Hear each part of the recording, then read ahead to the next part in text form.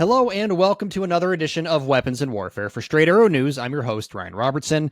For every generation, there are certain dates that, for one reason or another, become touchstones for a moment in time. Think the 11th hour of the 11th day of the 11th month, Armistice Day, 1918, the end of World War I, December 7th, 1941. FDR called it a date which will live in infamy. The attack on Pearl Harbor and America's entrance into World War II, September 11th, 2001, the deadliest terrorist attacks on American soil. In 2023, October 7th joined that list. On that day, Hamas led the first invasion of Israeli territory since the 1948 Arab-Israeli War. In the attack, 1,139 people were killed and about 250 civilians and soldiers were taken hostage, sparking a war that has worldwide implications. A little more than a week ago, I had the chance to talk with one of the first Israeli soldiers to respond to the October 7th attacks, and we're devoting this entire episode of the show to his story. It's harrowing, gut-wrenching, and will probably make some of you feel uncomfortable.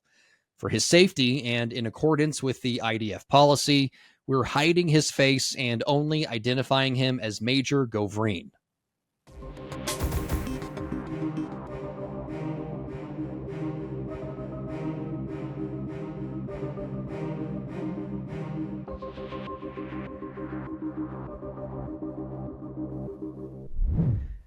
Major Govrin, thank you so much for joining us today. Really appreciate your time.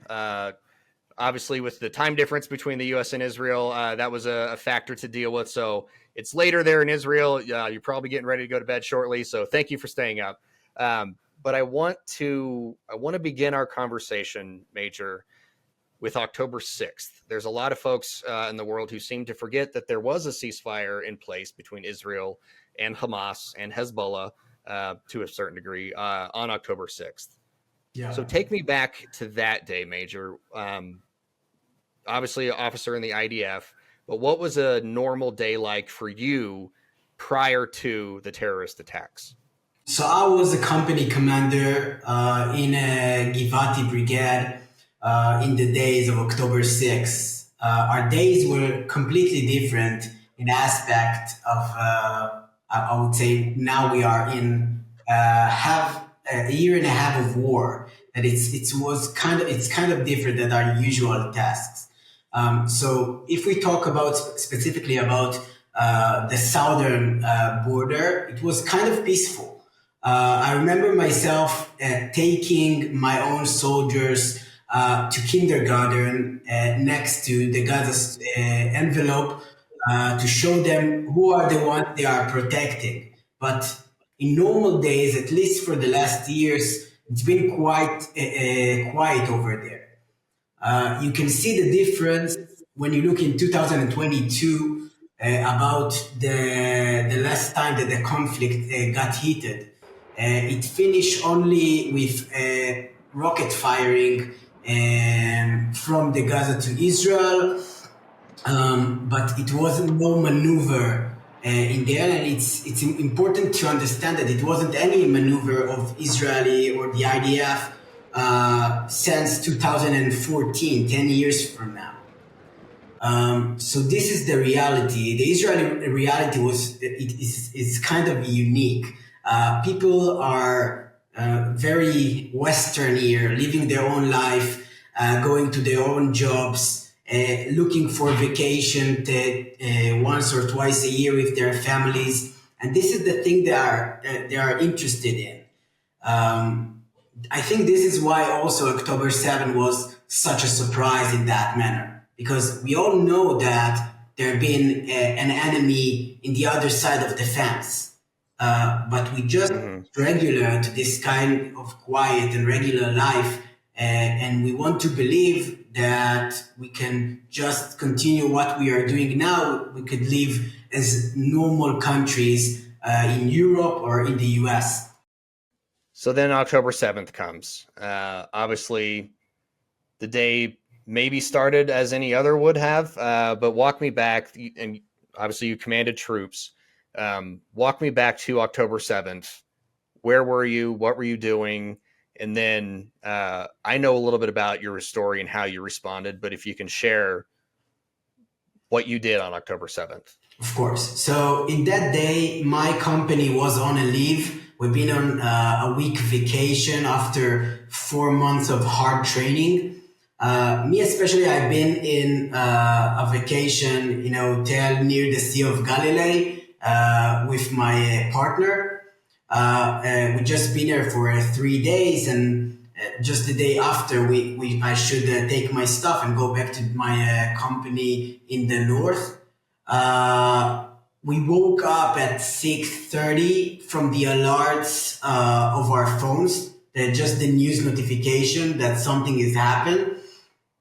From time to time in Israel, you can see that there is rocket shooting, but this time it seems very odd because it was for a long time and there was no direct answer or explanation from the media or from the IDF for this.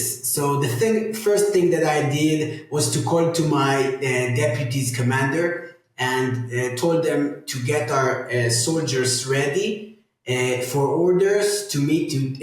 Told them to get to our base being in the north, not in the south at that time, and took their gear and be ready for any orders to go south. Nobody was really answering me in the chain of the command.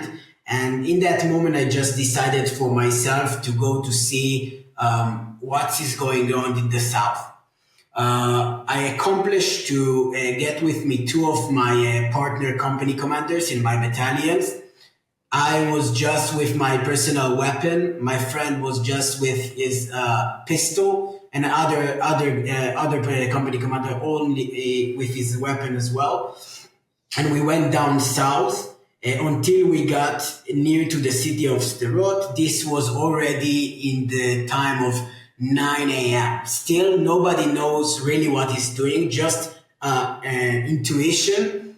And actually, of way that I've been, I would say, educated in my time in the Tactical Command College of the IDF.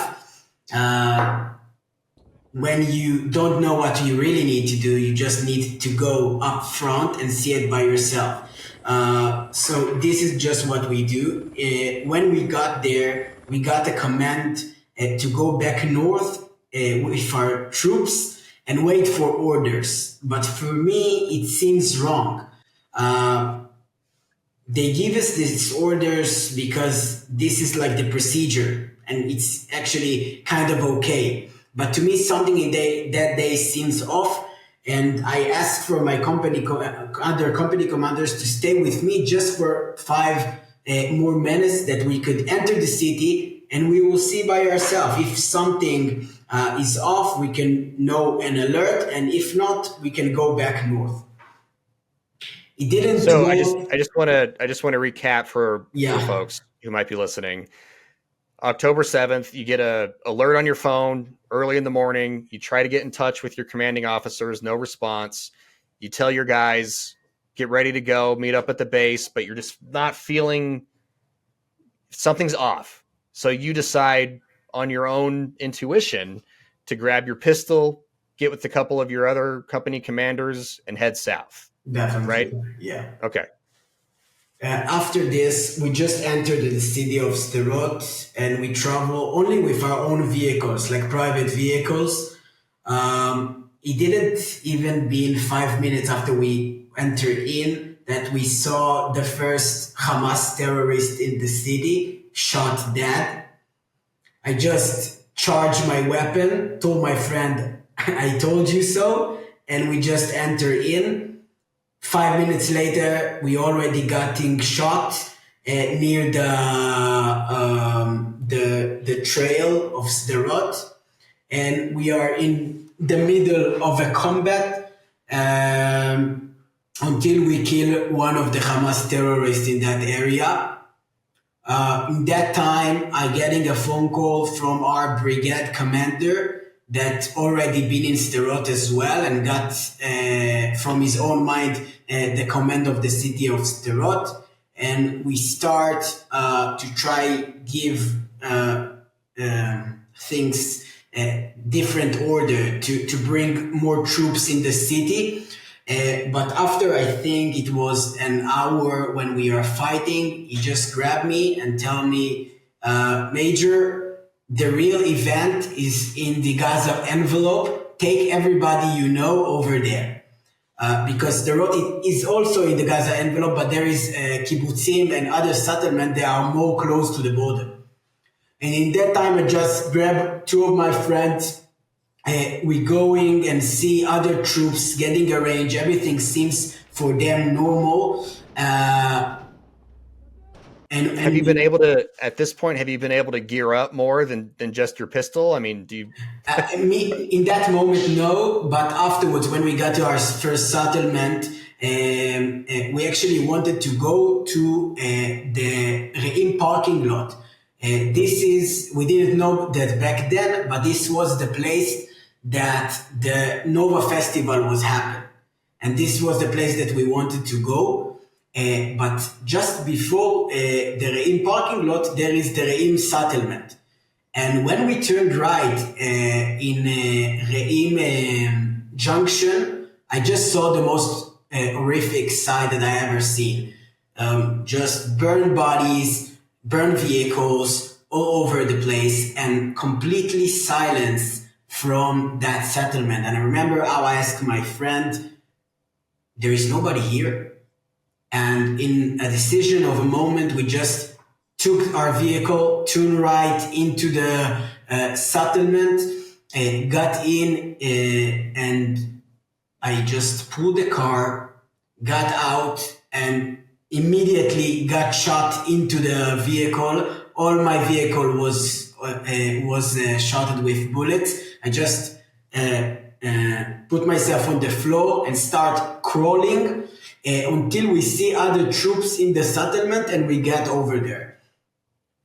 Over there, I knew some people that already worked there, soldiers, and I just went to the doctor office in that settlement when a lot of injured being over there. I just took from the dead and the injured their own weapon, their own gear, and armed myself up, and we start fighting. And this was a crucial moment from the settlement, because from that moment we became from defense to offense in that settlement. And we go from house to house, just enter in, open it with fire. But I think after 2 houses, I heard screaming from one of the rooms. There was civilians over there. I yelled to them that we are from the IDF. In the beginning, they didn't believe us. But afterwards, I remember how they slowly opened the door. And I remember, I think, 30-year-old lady holding her own baby. And when she see me, she just cried and gave me her baby and fell on the floor. She was so much in tension in that moment, so scared. And in the moment she saw us, something just felt more comfortable and she just fell apart. Of course, we took her baby, we took her out of that kibbutz, and we keep fighting until the moment that my deputy told me that they are in Gaza envelope with my own company. In that time, when I fighting, my own deputies just making the company with their own gear and start and move south. And then that was the moment that I moved to kibbutz Kfar Aza. In Kfar Aza, I got my own company back. I got a major part of Kfar Gaza settlement. And that was really a part that we start fighting in a way that I could be the company commander, and I have almost 100 soldiers by my side, and we could start maneuver into the kibbutzim. It was quite difficult. We need to have certain different arrangement because it's completely different from everything we ever practice. You practice to fight against the enemy in his own territory, but now you are fighting against the enemy in your own territory, for your own citizens inside their homes. So you might need to be much more careful. When you get into a house, you cannot just shoot everywhere because you need to keep the citizens safe. And this was a procedure. They took us 3 days until we could announce there is no terrorist inside Israel, there is no terrorist inside the kibbutz. Because it just took that much time to clear every room, every nook and cranny of every kibbutz. Definitely, because part of them was hiding. Part of them wasn't wearing any uniforms. So it was very hard. You just can walk from place to place, then somebody shoots at you. So you need to go step by step, house by house, sometimes couple of times, until you can say that all the kibbutz is clear. And afterwards, you need also to look at the open areas. There have been a lot of open areas in that time. We have a lot of encounters with the enemy in that time. Unfortunately, our battalion got 2 casualties in face-to-face battles against the enemy. But luckily, we would manage to save my company at least 150 people from their houses. It's a different kind of feeling. And in the moment that we got out from the kibbutz, we were already been starting to training for our maneuver inside Gaza Strip. Obviously, we're going to talk about the maneuvers inside Gaza, but I want to unpack some things. Yeah. When you were in the kibbutz and you met the mother who, handed you the baby, and just the raw emotion that she must have been feeling, I can't imagine all of the different emotions that were going through her mind. But for you going through, have you had a chance? I mean, it's been over a year now, but have you really had a chance yourself to process what you and your men meant to her and her baby in that moment? Yeah, actually, I have the time, and I actually even met with her. I think 3 months ago. She would manage to know who I am, and she just tried to meet with me, and we have a kind of interesting emotional meeting at that time. It felt awful, for me as an IDF officer, as a commander. My only mission is to keep Israel population and the Israeli people safe. In that time, you see things that didn't happen to the Jewish people since the Holocaust, and you see it by your own eyes, and you can't really believe how we got to this point. But I think in that moment, I have a short feeling of, I don't believe that this is what happened, but you don't really have the time to think in that moment. Just need to act and act and act again. But yeah, I think it was the most heartbreaking moment that I ever had, to see it, this woman breaking with her baby like this. And my mission, other IDF officer mission, that this thing will never happen again. So yeah, but of course it gave me especially a lot of motivation to fight the just war of Israel. So October 7th became October 8th, became, the last year and a few months. You talked about your company's or your brigade's maneuvers within Gaza. The training for that, how much training? You said a few days of training and then the maneuver started. Kind of walk us through that timeline. Yeah, so this was actually, I think, the most complicated time for me, because when you are fighting in the 7th of October, you just need to act. When you're fighting inside Gaza, it's almost the same thing. You're already in that moment. But that time between that you don't really know what is going to happen, this was the hard time for me, especially.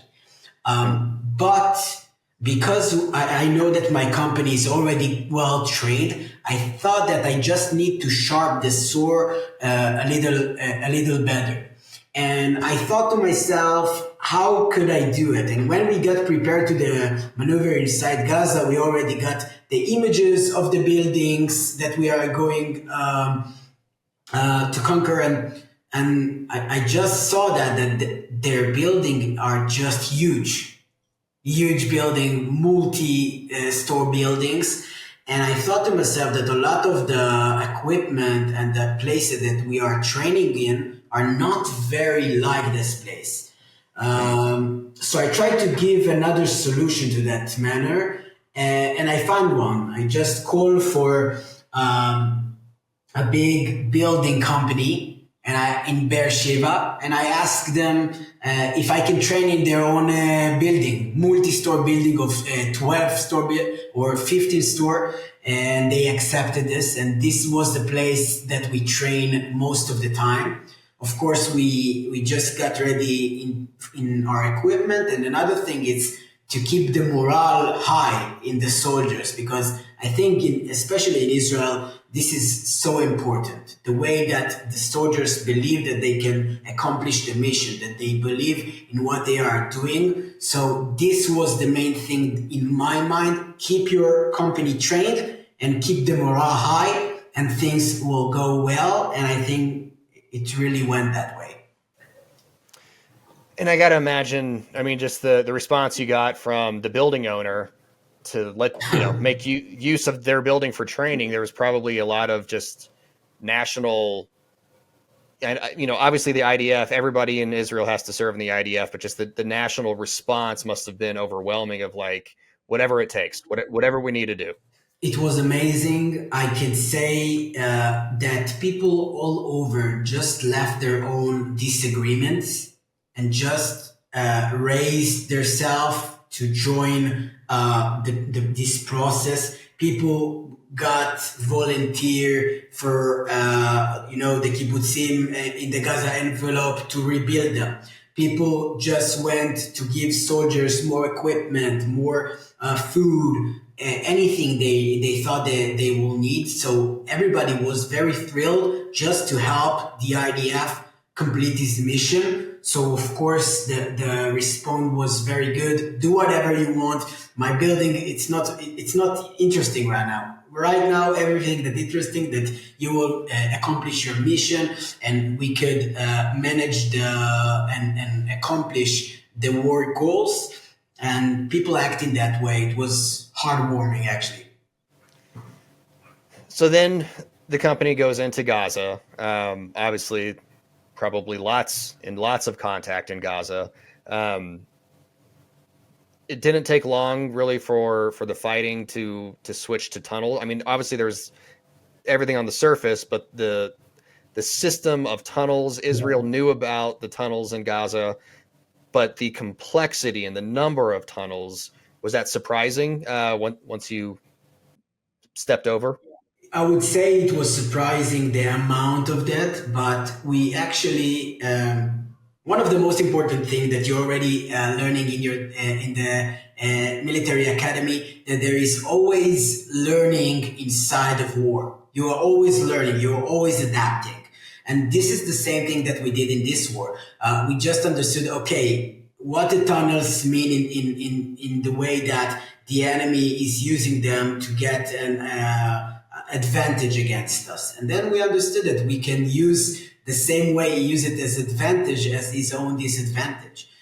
So we ambushed these tunnels, and we found them, and we used special equipment to destroy them with their own terrorists inside them. So after we understood it, that they are not really fighting us. They are just in the maybe the few first day, they were really fighting us in the way that I would say defense military is defending against offense military. But afterwards, it became very fast to guerrilla warfare that they are using until now. And there is special way to work against guerrilla.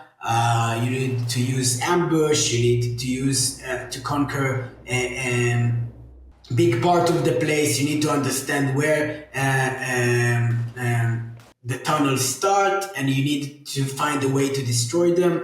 And when you do it step by step, meter after meter, you find a way to destroy the enemy encounter and found a way to make him surrender.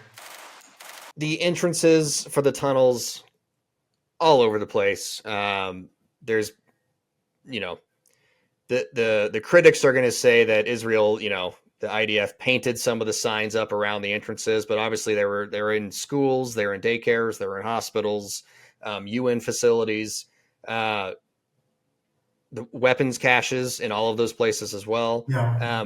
What was the most egregious thing that you saw while you were, you know, fighting and investigating all of the things that you discovered? Well, first thing that I think that your viewers or listeners needs to know, that in any house inside Gaza that I've been with was full of weapon or interest to tunnels. Also in kid bedrooms, other kids' beds. I have personally pictures from a little girl bedroom painted with terrorist images on their walls, and underneath their bed, full equipment for terrorists to work there. So this is in every house. And Ryan, I will tell you another thing. When we conquered one of the terror base, former school, but a new terror base of Hamas, I went to the library to see what the kids of Gaza are learning in the school. And I opened a book that called The Crying Mosque. The Crying Mosque is a children's book that talk about the poor Al-Aqsa Mosque in Jerusalem that been kidnapped by the Jews. And the mission of the Palestinian kids and the Arab kids around the world in that book was to bring it back from the Jews. How they are going to do this? And you can see in that book picture of small children, of course animated, with knives, with guns, with rockets, just entering into the image of the map of Israel. And this is how they treated and educate their own children. And this is what you are seeing in any house inside the Gaza Strip. And you can see it everywhere. Major, I want to not to interrupt you real quick, but at the very beginning of this conversation, you said you used to take soldiers and show them the kindergarten that was near the Gaza envelope to show the IDF soldiers what it is that they're protecting.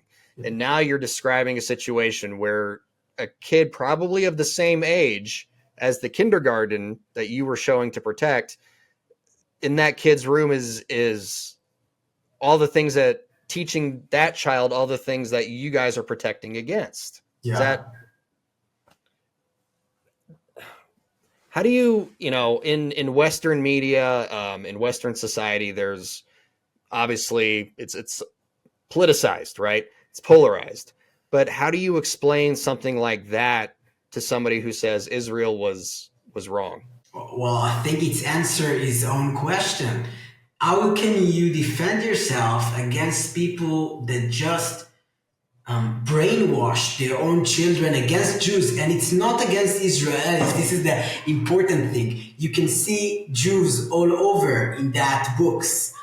And when you understand this, you see that we cannot have any agreement after we just need to stop this kind of brainwashing and false education. In Israel, we educate our kids to live their own life, to live peacefully, to be care about each other.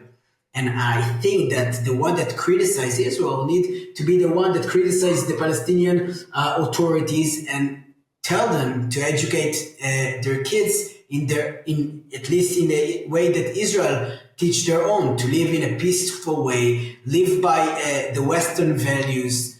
And when this is going to happen, we will probably see a different kind of conflict and different kind of conversation in that manner.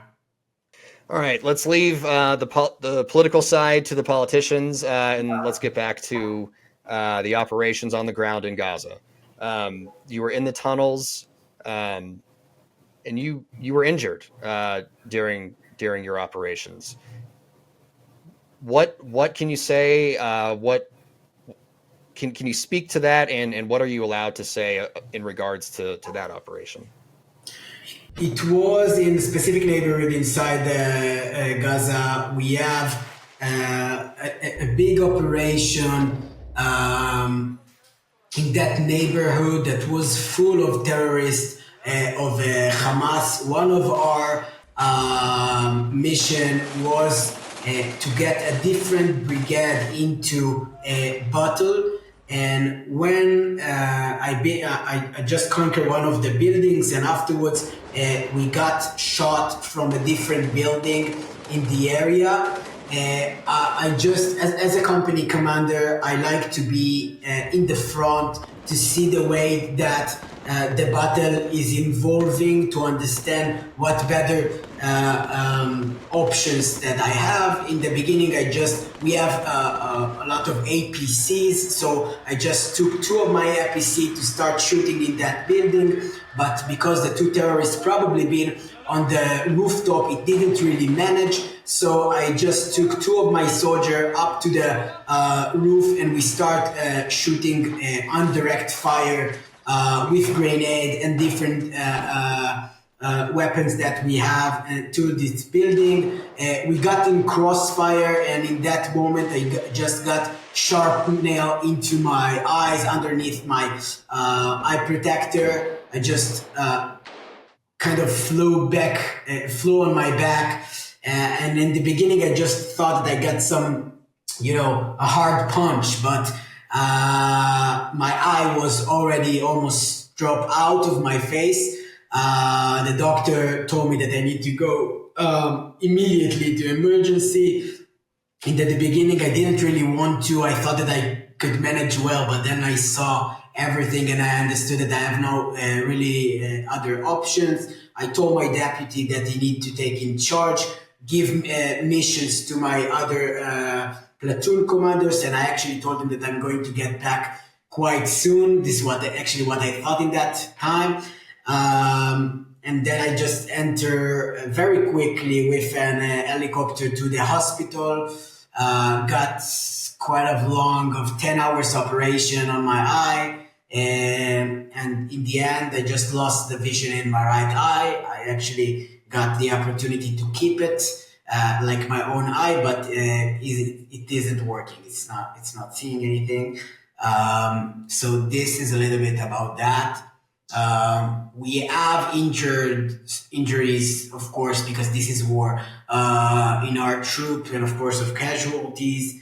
But I think in that manner that the spirit of the IDF people, officers, soldiers are very high, and people are very emotionally want to take part of this just war. That injury changed your role a little bit. Was that the last time that you commanded troops in the field?